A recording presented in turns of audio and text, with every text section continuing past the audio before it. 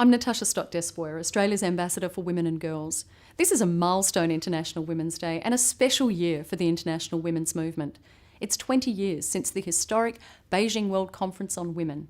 Back then, 189 countries adopted unanimously the Beijing Declaration and Platform for Action for Gender Equality.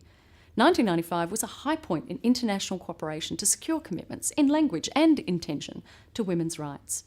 We haven't seen such an unequivocal statement of support for women and girls since. We come to this 20th anniversary in a spirit of celebration as well as reflection. We applaud the many gains made in 1995 and beyond, but we know we've got a long way to go too. Throughout this year, Australia will work hard with other countries to ensure the progress we've achieved is not rolled back. We've got a long-standing and proud reputation as a leader in securing women's rights. In fact, my home state of South Australia was one of the first in the world in which women achieved the right to not only vote, but to stand for election as well. This year, I celebrated 20th anniversary too. It's 20 years since I first entered the Australian Parliament as a senator, a while ago. But in 1995, I was part of the 14.9% of parliamentarians who were women. Yeah, we've made progress, but with around 30% of our federal parliament comprising women, it's actually not good enough. It's the same for every facet of women's lives, nationally and globally. We haven't achieved what we aspired to in 1995 in any area of women's participation in economic or public life.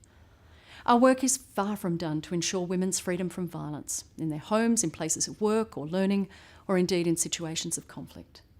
The world cannot afford to wait another 20 years to achieve the goals we set in Beijing. We cannot afford the cost of women's absences from high levels of government, business and public life. Our absence from peace tables, from conflict resolution and peace-building efforts, or from places of learning and research. We cannot afford the cost, physically, psychologically or economically, of violence against women and girls.